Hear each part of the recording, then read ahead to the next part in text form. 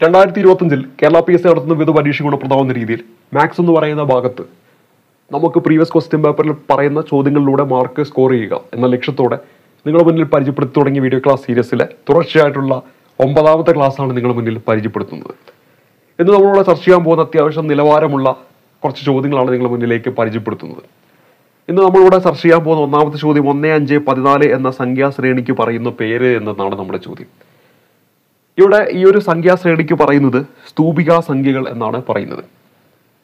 എന്താണ് സ്തൂപികാ സംഖ്യകൾ എന്ന് പറഞ്ഞാൽ, ഈ 1 എന്ന് പറയുന്നത് 1 സ്ക്വയർ ആണ്, 5 എന്ന് പറഞ്ഞാൽ 1 സ്ക്വയർ പ്ലസ് 2 സ്ക്വയർ ആണ്, 14 എന്ന് പറഞ്ഞാൽ 1 square plus 2 square plus 3 square ആണ്. അങ്ങനെയാണെങ്കിൽ അടുത്ത സംഖ്യ എത്രയായിരിക്കും?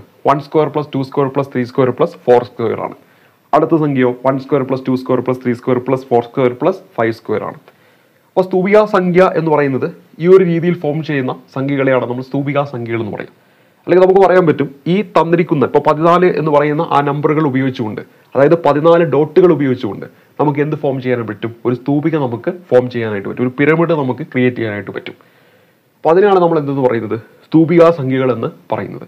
അങ്ങനെയാണെങ്കിൽ ഇവിടെ നമ്മൾ നോക്കുമ്പോൾ 1 സ്ക്വയർ, 2 സ്ക്വയർ, 3 സ്ക്വയർ വരെയാണ് നമ്മൾ മൂന്നാമത്തെ സംഖ്യ, അതായത് 14 എന്ന് പറയുന്ന നമ്പർ. അപ്പോൾ ഇവിടെ തന്നിരിക്കുന്ന ഈ ഒരു സംഖ്യാശ്രേണി എന്ന് പറയുന്ന എന്തിന് ഉദാഹരണമാണ്? സ്തൂപികാ സംഖ്യയ്ക്ക് ഉദാഹരണമാണ്. നാളെ ഒരു പരീക്ഷയ്ക്ക് ചോദിക്കുകയാണ്, 21ാമത്തെ സ്തൂപികാ സംഖ്യ കണ്ടുപിടിക്കാൻ പറഞ്ഞാൽ എങ്ങനെയായിരിക്കും നിങ്ങൾ കണ്ടുപിടിക്കുക? ഇങ്ങനെ എഴുതിക്കൂട്ടിപ്പോയാൽ നമുക്ക് എന്ത് ചെയ്യും? കുറേ സമയം നഷ്ടപ്പെടും. ഒരുപക്ഷെ പരീക്ഷ കഴിയുമ്പോഴും നമ്മൾ അതിൻ്റെ ഉത്തരത്തിലേക്ക് എത്തിച്ചേരാനൊന്നുമില്ല. പക്ഷെ ഇവിടെ നമ്മൾ നോക്കുന്ന സമയത്ത് നമ്മൾ പഠിച്ചൊരു ഇക്വേഷൻ ഉണ്ട്, n × n+1 × 2n+1 divide by 6 എന്ന് പറയുന്ന ഇക്വേഷൻ. ഇതെവിടെയാണ് നിങ്ങൾ പഠിച്ചിട്ടുള്ളത്? ആദ്യത്തെ എണ്ണൽ സംഖ്യകളുടെ വർഗ്ഗങ്ങളുടെ തുക കണ്ടുപിടിക്കാനുള്ള സൂത്രവാക്യം അല്ല ഇവിടെ തന്നിരിക്കുന്നതല്ലേ? 1 square plus 2 square plus 3 square plus 4 square എന്ന് പറഞ്ഞാൽ എന്താണ്? എണ്ണൽ സംഖ്യകളുടെ വർഗ്ഗങ്ങളുടെ തുകയാണ്. അപ്പോൾ ഈ ഒരു ഇക്വേഷൻ ഉപയോഗിച്ചുകൊണ്ട് നാളെ ചിലപ്പോൾ ഇപ്പോൾ മൂന്നാമത്തതാണ് 14 എന്ന് വന്നത്, 4ാമത്തെ സംഖ്യ കണ്ടുപിടിക്കാൻ പറഞ്ഞാലോ ഈ ഇക്വേഷനിലേക്ക് കൊടുത്താൽ മതി. എന്നിൻ്റെ സ്ഥാനത്ത് 4 കൊടുക്കുന്നു, 4 × 5 × 9 ഡിവൈഡ് ബൈ 6 എന്ന് വരും. ഇത് 3 വെച്ച് പോയി, ഇവിടെ 3, ഇവിടെ 2, ഇവിടെ 2, ഇതാ പോയി. 2 10, 10 × 3 30 ആണ്. അതായത് അടുത്ത നമ്പർ എന്ന് പറയുന്നത് ഏതാണ് വരിക? 30 ആണ് വരുന്നത്. അതായത് 1 square plus 2 square plus 3 square plus 4 square ചെയ്താൽ നമുക്ക് എന്താ കിട്ടുക? 30 ആണ് കിട്ടുക. അപ്പോൾ അടുത്ത സ്തൂപികാ സംഖ്യ എന്ന് പറഞ്ഞാൽ ഏതാണ്? 30 ആണ് വരുന്നത്.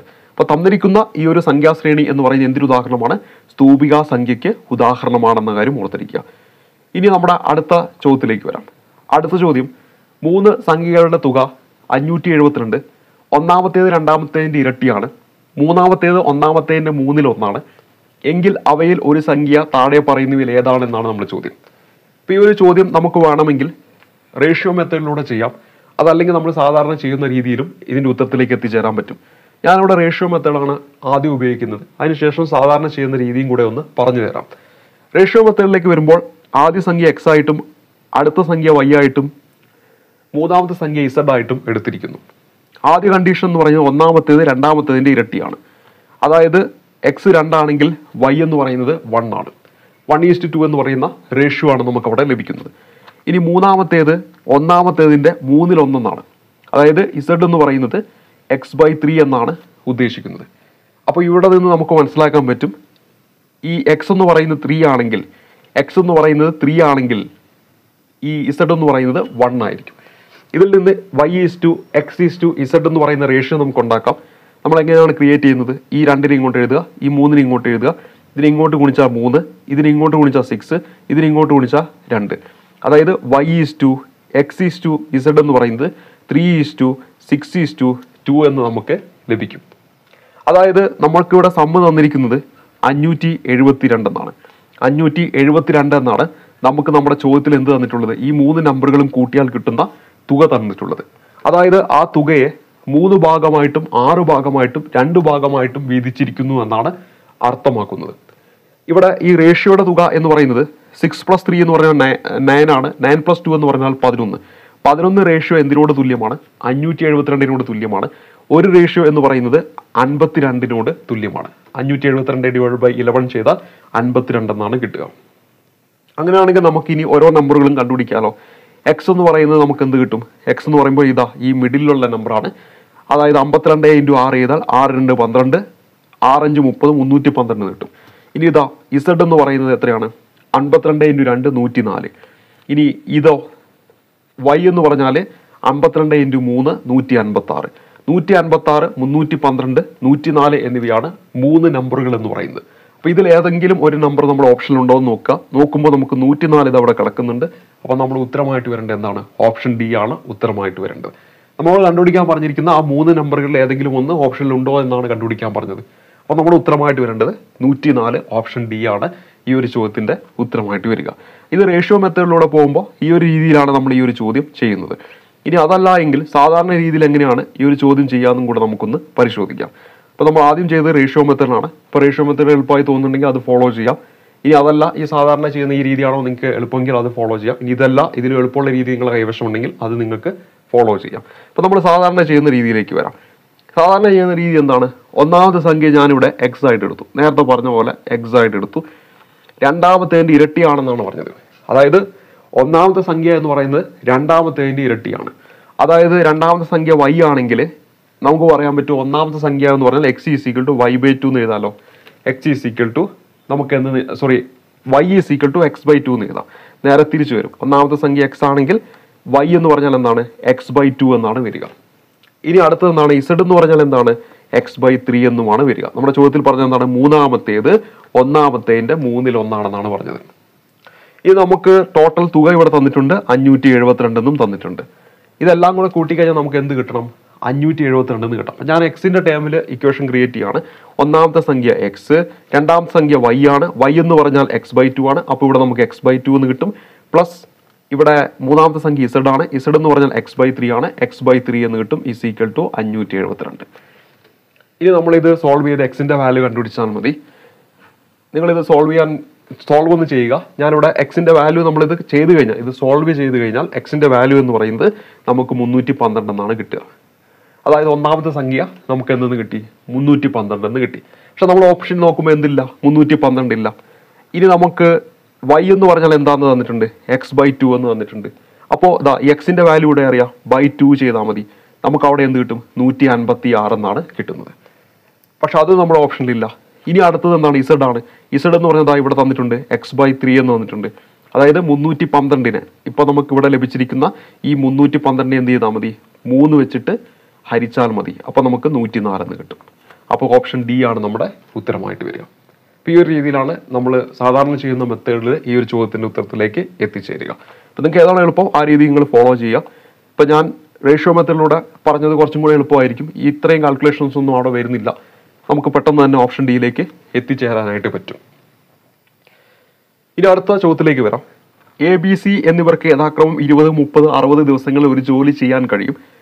ഓരോ 3 ദിവസവും BC എന്നിവർ സഹായിച്ചാൽ എക്ക് എത്ര ദിവസത്തിനുള്ളിൽ ജോലി പൂർത്തീകരിക്കാൻ കഴിയുമെന്നാണ് നമ്മുടെ ചോദ്യം തന്നിരിക്കുന്നത്. അപ്പം ഞാനിവിടെ ഈ ഒരു ചോദ്യം ചെയ്യുന്നത് നിങ്ങൾക്ക് അറിയില്ല എങ്കിൽ, ഈ ഒരു ചോദ്യം നിങ്ങൾക്ക് ചെയ്യാൻ അറിയില്ല എങ്കിൽ ദയവ് ചെയ്തിട്ട് ഞാൻ പറയുന്ന മൊത്തം ശ്രദ്ധയോടെ കേൾക്കുക. ഇല്ലെങ്കിൽ നിങ്ങൾക്ക് ഇത് മനസ്സിലാവത്തില്ല. ഒരു വട്ടം മനസ്സിലായി കഴിഞ്ഞാൽ ഇതേപോലുള്ള ചോദ്യങ്ങൾ വന്നാൽ സിമ്പിളായിട്ട് നിങ്ങൾക്ക് ഉത്തരത്തിലേക്ക് എത്താൻ പറ്റും. പറയുന്ന കാര്യങ്ങൾ മനസ്സിലായി കഴിഞ്ഞാൽ സിമ്പിളായിട്ട് ഉത്തരത്തിലേക്ക് എത്താം. ഇനി നിങ്ങൾക്ക് ഈ ചോദ്യം ചെയ്യാൻ അറിയാമെങ്കിൽ നിങ്ങൾ എന്ത് ചെയ്യുക? നിങ്ങൾ ആ രീതിയിൽ ചെയ്ത് ഉത്തരം കണ്ടുപിടിക്കുക. അപ്പോൾ നമ്മൾ ഉത്തരത്തിലേക്ക് വരാം. ഇവിടെ 3 പേരുകളുണ്ട്. A ഉണ്ട്, B ഉണ്ട്, C ഉണ്ട്. ഇവർ യഥാക്രമം 20 ദിവസം കൊണ്ടും 30 ദിവസം കൊണ്ടും 60 ദിവസം കൊണ്ടുമാണ് ഈ ഒരു ജോലി പൂർത്തീകരിക്കുന്നത് എന്നാണ് പറഞ്ഞിരിക്കുന്നത്. അപ്പോൾ ഇവിടെ ജോലി എന്നാണ് പറഞ്ഞിരിക്കുന്നത്. ഇവിടെ 20, 30, 60 എന്ന് പറയുന്ന സംഖ്യകളുമാണ് നമ്മുടെ കൈവശം ഉള്ളത്. ഞാനിവിടെ ടോട്ടൽ വർക്ക് എന്ന് പറയുന്നത് 20, 30, 60 എന്നതിൻ്റെ LCM എടുക്കുകയാണ്. എന്താണ് LCM? നിങ്ങൾക്ക് എല്ലാവർക്കും അറിയാലോ. ഈ തന്നിരിക്കുന്ന 3 നമ്പറുകൾ കൊണ്ട് പൂർണ്ണമായിട്ടും ഡിവൈഡ് ചെയ്യാൻ പറ്റുന്ന ഏറ്റവും ചെറിയ സംഖ്യ. നമുക്ക് നോക്കുമ്പോൾ തന്നെ മനസ്സിലാക്കാൻ പറ്റും 60 എന്ന് നമുക്കിവിടെ എടുക്കാനായിട്ട് പറ്റും. കാരണം 20-ൽ 60 പോകും, അതുപോലെ തന്നെ 60-ൽ 30 പോകും, 60-ൽ 60 പോകും. അതായത് എയും ബിയും സിയും ചെയ്യുന്ന ടോട്ടൽ വർക്ക് എന്ന് പറയുന്നത് 60 ആണ് എന്ന് നമ്മളിവിടെ അസ്യൂം ചെയ്തിരിക്കുകയാണ്. ഇനി നമ്മൾ അടുത്ത് ചെയ്യേണ്ടത് ഓരോ ദിവസവും ഇവർ ചെയ്യുന്ന ജോലി എത്രയാണെന്ന് കണ്ടുപിടിക്കണം. ഈ 60 വർക്കിൽ എത്ര ജോലി ഓരോരുത്തരും ഓരോ ദിവസവും ചെയ്യും? അത് സിമ്പിൾ അല്ലേ? 60/20 ചെയ്താൽ എ ഒരു ദിവസം ചെയ്യുന്ന ജോലി എന്ന് പറയുന്നത് 3 വർക്കാണ്. ബിന്റെ കേസിലേക്ക് വരുമ്പോഴോ 60/30 ആണ് ചെയ്യേണ്ടത്. അപ്പോൾ അവിടെ 2, അതായത് 2 വർക്ക്. സിന്റെ കേസിലേക്ക് വരുമ്പോഴോ 60/60 ഒരു വർക്കാണ് ചെയ്യുന്നത്.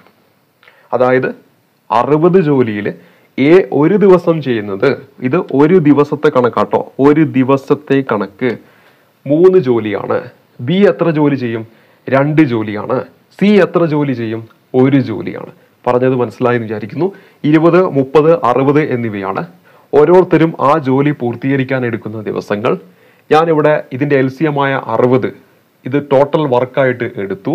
ഓരോരുത്തരും ഓരോ ദിവസം എത്ര ജോലി പൂർത്തീകരിക്കും നമ്മൾ നോക്കി. 20 ദിവസമാണ് ടോട്ടൽ എക്ക് ആ ജോലി പൂർത്തീകരിക്കാൻ എടുക്കുന്നത്. അതായത് നമ്മളിവിടെ 60 എന്നാണ് എടുത്തിരിക്കുന്നത്. 60 ജോലി പൂർത്തീകരിക്കാൻ 20 ദിവസം എടുക്കും. അങ്ങനെയാണെങ്കിൽ ഒരു ദിവസം 3 ജോലിയാണ് പൂർത്തീകരിക്കുന്നത്. ബിന്റെ കേസിൽ വരുമ്പോൾ 2 ജോലി, സിന്റെ കേസിൽ വരുമ്പോൾ 1 ജോലി. ഇത്രയും കാര്യങ്ങൾ മനസ്സിലായെന്ന് വിചാരിക്കുന്നു. ഇനി നമ്മൾ അടുത്തതിലേക്ക് വരാം, നമ്മുടെ ചോദ്യത്തിലേക്ക് വരാം. ചോദ്യത്തിൽ എന്താ പറഞ്ഞത്? ABC എന്നിവർക്ക് യഥാക്രമം 30, 20, 60 ദിവസങ്ങളിൽ ഒരു ജോലി ചെയ്യാൻ കഴിയും. ഓരോ 3 ദിവസവും BC എന്നിവർ സഹായിച്ചാൽ എക്ക് എത്ര ദിവസത്തിനുള്ളിൽ ജോലി പൂർത്തിയാക്കാൻ കഴിയുമെന്നാണ് നമ്മുടെ ചോദ്യത്തിൽ തന്നിരിക്കുന്നത്. അപ്പോൾ ഓരോ 3 ദിവസം ആകുമ്പോൾ ഒന്നാമത്തെ ദിവസം, ഇപ്പോൾ ഒന്നാമത്തെ ദിവസം, രണ്ടാമത്തെ ദിവസം, മൂന്നാമത്തെ ദിവസം. ഒന്നാമത്തെ ദിവസം എ ഒറ്റയ്ക്കാണ് ജോലി ചെയ്യുന്നത്. രണ്ടാമത്തെ ദിവസവും എ ഒറ്റയ്ക്കാണ് ജോലി ചെയ്യുന്നത്. മൂന്നാമത്തെ ദിവസം എന്റെ കൂടെ ആരെല്ലാം വരും? ബിയും വരും, സിയും വരും. അപ്പോൾ ഒന്നാമത്തെ ദിവസം ടോട്ടൽ എത്ര വർക്കാണുള്ളത്? ടോട്ടൽ 60 വർക്കാണ് നമ്മുടെ കൈവശമുള്ളത് അല്ലെ? നമ്മൾ ഓൾറെഡി LCM എടുത്തു വെച്ചിട്ടുണ്ട് 60 വർക്ക് എന്ന്. അപ്പോൾ ഇവിടെ ഒന്നാമത്തെ ദിവസം എ ഒറ്റയ്ക്ക് എത്ര ജോലി ചെയ്യും? 1 ജോലിയാണോ, 3 ജോലിയാണോ, 2 ജോലിയാണോ? നമ്മൾ എന്റെ സ്ഥാനത്ത് കണ്ടുപിടിച്ചിരിക്കുന്ന എത്ര ജോലിയാ? 3 ജോലിയാണ്. എ ഒറ്റയ്ക്ക് 3 ജോലിയാണ് ചെയ്യുന്നത്. അപ്പോൾ ഒന്നാമത്തെ ദിവസം ഈ 60 ജോലിയിൽ 3 ജോലി കഴിഞ്ഞു. അടുത്ത ദിവസം വീണ്ടും 3 ജോലി ചെയ്യും. തൊട്ടടുത്ത ദിവസം എയും ബിയും സിയും വരും. എയും ബിയും സി എന്ന് പറയുമ്പോൾ 3 + 2 5, 5 + 1 6 എന്ന് കിട്ടുന്നു. മനസ്സിലായോ? അപ്പൊ ഇവിടെ നോക്കുക, ഈ 3 ദിവസം കൊണ്ട് എത്ര ജോലി പൂർത്തീകരിക്കും? 60ല് 6 + 3 9, 9 + 3 12 ജോലി പൂർത്തീകരിക്കും. എത്ര ജോലി പൂർത്തീകരിക്കും?